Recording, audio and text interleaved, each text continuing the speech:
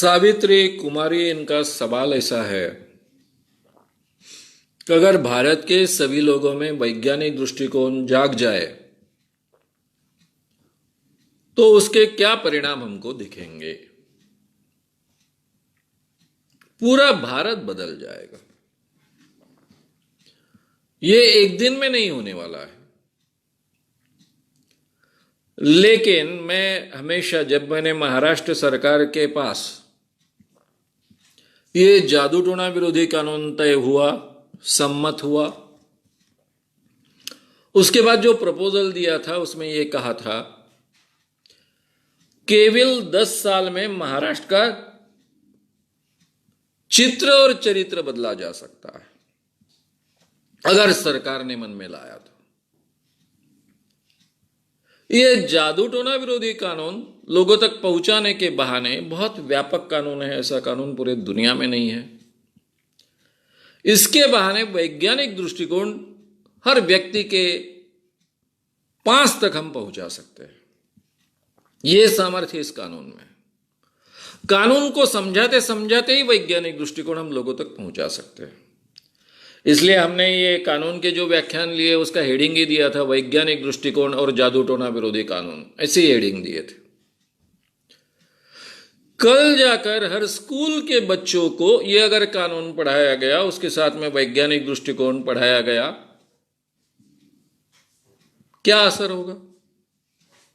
हर बच्चा घर जाकर, ये वानर सेना बहुत बड़ा काम करती है, घर जाकर आपके घर के अब माँ को कहेगा कि तू मेरी नजर उतारती है, वो तो अंधविश्वास है, उसमें कोई दम नहीं है।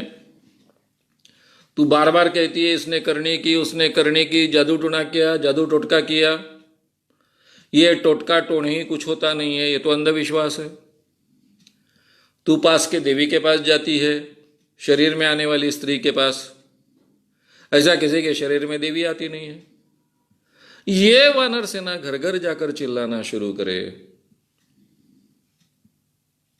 और हर साल में उनका टीचर या फिर हमारी यंत्रणा जो भी सरकार के जरिए तय हो, कम से कम साल में 1-2 बार उनके साथ में वार्तालाप करे इस विषय पर, तो 10 साल में ये पीढ़ी क्या बनेगी।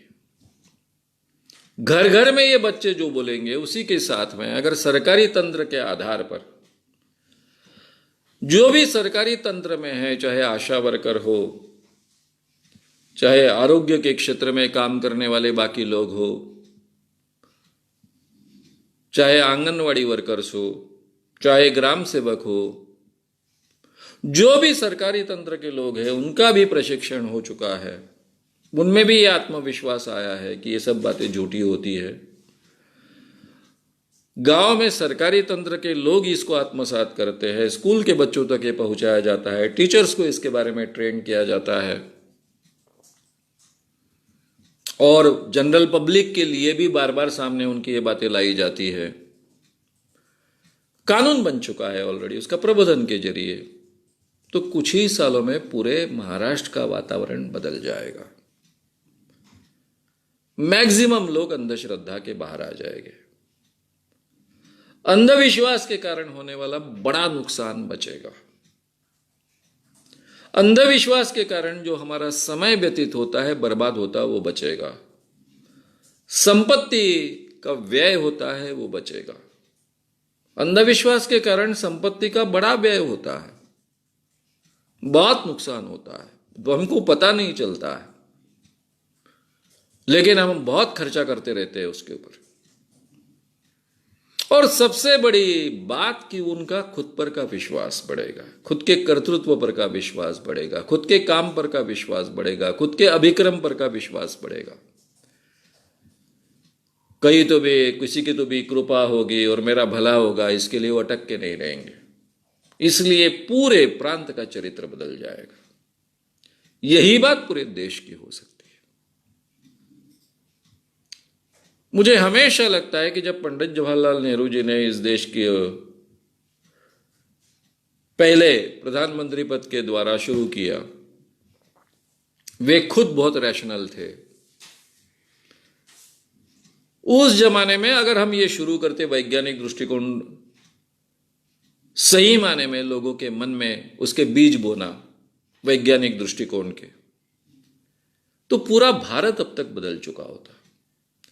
शायद उनके सामने बहुत बड़े बड़े चैलेंजेस थे, उनको इस काम का इतना महत्व नहीं लगा होगा, क्योंकि वो खुद अपने जीवन में तो अंधविश्वासी थे नहीं, इसलिए शायद ऐसा हुआ होगा। लेकिन उस जमाने में अगर मैं होता और इस काम का महत्व मैं उन तक पहुंचा पाता, अब वो मुझसे बहुत बड़े हैं, सवाल ही नहीं आता, और उन्होंने स्वीकारा होता, तो पूरा देश का चरित्र अब तक का बदल चुका होता। क्योंकि एजुकेशन के जरिए सभी ये चीज़ें हमारे पास आ जाती है, और ऐसे छोटे मोटे तो अंधविश्वास हमारे जीवन में बचते ही नहीं, तो पूरा देश बदल सकता है इसमें से। यूरोप हमारे सामने बहुत बड़ा उदाहरण है। इसका मतलब यूरोप में बिल्कुल अंधविश्वास नहीं है, ऐसा नहीं है। ज्यादातर लोग अंधविश्वास पर विश्वास नहीं रखते, और उनके कानून से लेकर हर बात में कहीं इसके लिए स्कोप नहीं होता है। उनके जो भी एडमिनिस्ट्रेशन होते हैं उसमें इसके लिए स्कोप नहीं होता है। इसलिए टोटल जो फर्क आता है समाज जीवन से लेकर राजकीय जीवन तक, कहां के कहां वो निकल गए हमने देखा है। भारत भी कहां के कहां निकल जाता। अंधविश्वास के कारण हमारे देश में इतना समय बर्बाद होता है, इतना पैसा बर्बाद होता है, इतना शोषण होता है, मानसिक सही माने में पंगुत्व आता है, आत्मविश्वास की कमी हो जाती है, फिर वो नसीब पर हम डिपेंडेंट रहते हैं। इसलिए पहले गुलामी भोगते आए हैं और अभी घुस के मारेंगे भोगते आ रहे हैं। उसके पीछे भी तो अंधविश्वास ही कारणीभूत है। तो इसलिए एक बार अंधविश्वास दूर हो जाएंगे तो सूत्र हमारे हाथ में आएंगे, जनता के हाथ में सही माने में आएंगे, लोकतंत्र भी निखर कर आएगा, लोकतंत्र भी ज्यादा अच्छा बनेगा, सभी क्षेत्र के परिणाम सुधर जाएंगे।